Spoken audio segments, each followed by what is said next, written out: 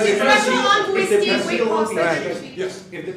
the peace deal will be achieved, are you going to be willing to send American peacekeepers to Ukraine? Well, we're going to work with Ukraine, we're going to work with everybody, and we're going to make sure that if there's peace, the peace is going to stay long-term. This is very long-term. We're not talking about a 2-year peace and then we end up in this mess again.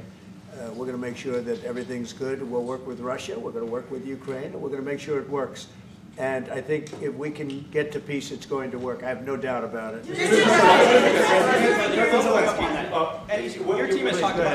Your team has talked about security guarantees. Could that involve U.S. troops? Would you rule that out in the future?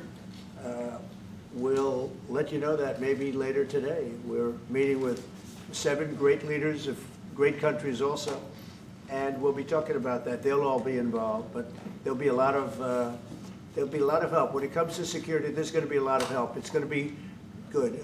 They are first line of defense because they're there. They're Europe. But we're going to help them out also. We'll be involved. Mr. President, Vladimir Putin mentioned that the war will not end without addressing the root causes of this war. Have you had an understanding what are the root causes of this war?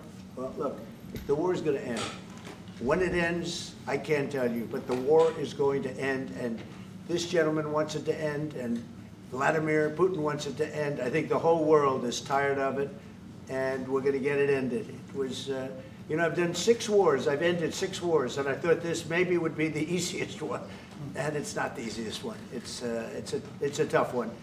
A lot of reasons for it, and they'll be talking about it for a long time. But they'll be talking about the others. Look, India, Pakistan. We're talking about the big places. When you look at, you just take a look at some of these wars. You go to Africa and take a look at that. Rwanda and the Congo, Republic of the Congo. That's been going on for 31 years. And so we've done a total of 6, and we really have 6, not including the fact that we obliterated, and it turned out to be a total obliteration, the nuclear, as you said, the future nuclear capability of Iran. And this one, I think we're going to get solved also. I feel confident we're going to get it solved. Thank you, Mr. President. Can you tell us about your conversations with European leaders and what they need to see to support an end to the war? Yeah, well, we're going to be meeting with a great representative group and 7 very powerful, very big countries and great people, all friends of mine and friends of yours. And we're going to have some suggestions made. They want to see peace. They would like to see peace. President Trump, you said last in night the red, in the red.